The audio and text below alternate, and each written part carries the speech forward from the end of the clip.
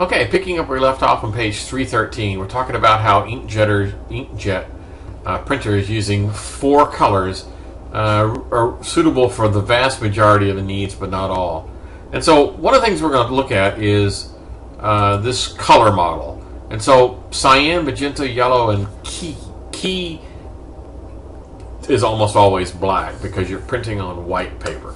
But key, so K, is black. But so CYMK color model, and the idea is that if you combine magenta ink and cyan ink and yellow ink together on the page, it's going to come up with this little muddy color. In theory, it should come up with absolute jet black, in theory, but it doesn't. It's just the mechanics of it all. In order for make these nice and bright and vibrant colors, when you mix them all together, you got too many dots, right? You got 3 times the amount of ink right here in this section as you do in this section. So it kind of soaks into the page, and it just doesn't work. And so almost everybody uses 4 colors to make something happen. So I have a little example down here. We talk about if I take this image right here and I do it with I can do it with 3 colors, and so this is how it separates out the cyan, magenta, and yellow. Or if I did it with 4 colors, I could separate it like this and end up separating that same image into 4 colors rather than just 3. And so this makes it much better for doing some types of printing. Okay, but we're not exactly done because there's more to talk about when we get to photo types of printers, but we'll table that for just a moment. So on page 316, we talk about laser printers. Everyone kind of knows what a laser printer is by now.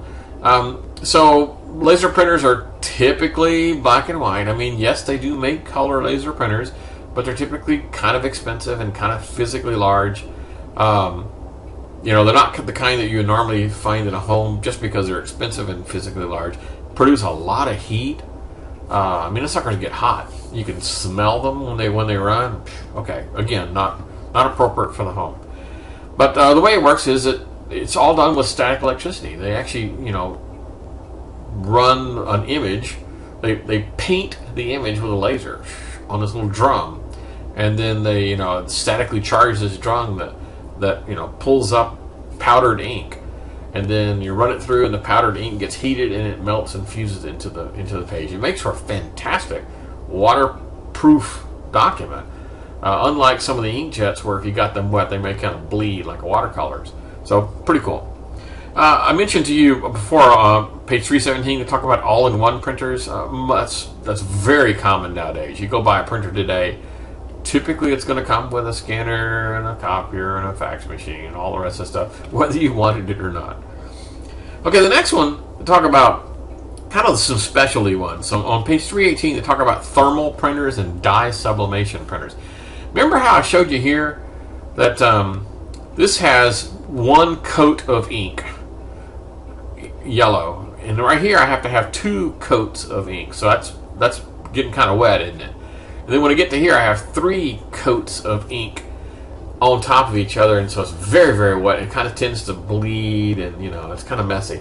Well, there's another type called dye sublimation, and what it basically means is the inks are allowed to mix before they hit the page. And so instead of squirting 1 drop of yellow and 1 drop of magenta and 1 drop of cyan, I actually do 1/3 of a drop and 1/3 of a drop, and they mix, and then they hit the page. So it's very cool for doing photographs. So when I go to a photography place and I say, could you run me some photos of my family reunion, and I want 8 by 10 photograph of Grandpa. They're not using an inkjet. They're using a dye sublimation printer, and instead of just having the 3 primary colors plus the K, they have another one. It's called photo gray, and it's designed to provide very fine control over that shade of gray. It's not just black. So they have a cyan, magenta, yellow, gray, and black, and allow you to have. And so if you have one of those, you have a 5 cartridge printer at home, you can print some dang good looking photographs that might rival honest to God dye sublimation. And it's all about controlling the amount of ink that hits the page. That's what it's all about. So dye sublimation printers are monsters. They're the size of a refrigerator. They're big, gorgeous output. I mean, if you want to do 8 by 10 glossies, that's the way to go. But you're not going to have one of those at your home. Mobile printers, yeah, I've seen these cool little battery operated doodads. I've never had much of a need for it because I don't do that. But instead of having this gargantuan printer, they have this little thing that you just stick a page in and it just runs through this little stick and out pops the other end. Kind of cool.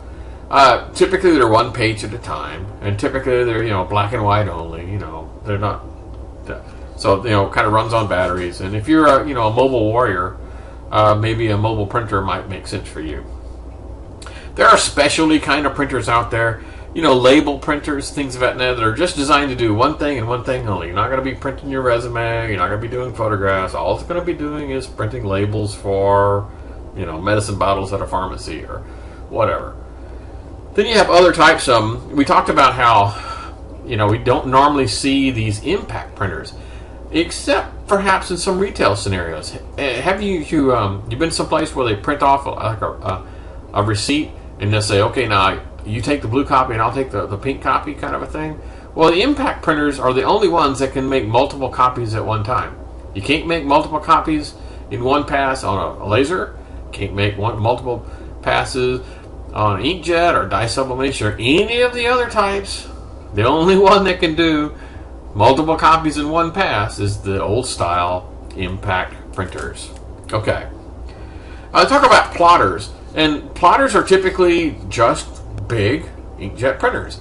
I mentioned that one of my places of employment, we had a plotter. So it was a inkjet printer that could print on a roll of paper that was 3 foot wide and 120 feet long if you wanted. And so we typically printed off things that were like 3 foot by 4 foot, and they were normally engineering drawings and things of that nature. But that's a typical use for a plotter. And when you want to do photograph, it'll do photographs and things of that nature. It was only a 4 color, so it wasn't perfect. It wasn't one of the 5 color types, but it was pretty doggone cool. Now, in addition to that, they used to have these things called pin plotters, where you actually had these little pins that stick in, just like ink pens. You put a blue ink pen and a red ink pen and stick it in there, and they would just run these little inks, and it would go zzz, zzz, zzz. Actually, they were kind of fun to watch because they made a lot of noise. They would stick the pen down and then go whiz across the page. Those are all gone now, and everyone's using inkjet just because they're more reliable and less moving parts. So all those large format printers are almost all inkjet these days. Okay, so let's continue. On page 319 to talk about the other output device, such as speakers and headphones and earbuds and things of that nature. I don't know why this is in here, because all you can look at it and look at that section of a document and go, yeah, okay, thanks. Yes, there are things called headphones. Yes, there are things called earbuds. Next. Okay. Projectors. On page 320, they talk about how you can go to a conference room and everyone has their laptop with them, and you could display whatever you're seeing on the screen up onto a big screen for everyone to view. Much better than everybody hunching over looking at, hey, come look at this, hunching over your laptop. So everyone in the conference room can see everything that's going on. Almost all conference rooms have these nowadays, practically. Unfortunately, as laptops have been, increasing in speed and all these features, laptops have matured every single year, but data projectors have not. I mean, I still go to places where the only connector they have on the data projector is an old VGA style analog cable. And so my laptop, if I have a super duper latest and greatest, fresh off the press laptop or tablet, I might have to go get a connector or an adapter of some sort to be able to generate the kind of signal that old piece of shit data projector actually has. So the reason I'm saying this is we had a discussion several chapters ago about the laptop buyer's guide. One of the things we talked about was if you're a traveling salesman and you're being hooking up to other people's projectors where you don't have a clue, how old their equipment is, you might have to go to a laptop with some of the older technologies. Okay, let's continue. Interactive whiteboard, those are kind of cool. I've used them in educational environment. I've used them in conference room environments. They're kind of cool. You can write with little markers, and it marks up, and then you afterwards, if you had like a PowerPoint presentation that you marked up on the screen, you could print it all off, and it would have all the markup. It's kind of gimmicky, and some people like it. Other type of output devices, and you have joysticks and game pads, and if you're an avid gamer, let's say you're a race car gamer, you always like the kind where you're running around a race car. You can buy these gargantuan things. It looks like an inside of a car. It's got realistic accelerator pedals and steering wheels and ways to shift the transmission in your car. All these goofy things. Anyway, provide tactile feedback coming back. The last thing we're going to talk about on page 322 is the assistive technology. A lot of the new things that are coming out now are designed for people who have disabilities. So if you think about Stephen Hawking's with ALS, where he's practically paralyzed, and he can have a system that tracks his eyeballs. So if he's looking over here, he can actually spell out words by looking, and then the machine synthesizes a voice that says whatever he's saying, like "I'm hungry" or whatever. And so it's pretty cool technology. And so read that little section. I think it's kind of cool. So that is the end. On page 323, they talk about the summary, the study guide, the terms, and the checkpoint starting on page 326. So as always, go through that rather quickly and make sure you got everything. And if you don't got it, so to speak, then go through it again, or perhaps watch the video one more time. Okay, so that is the end of Chapter 7.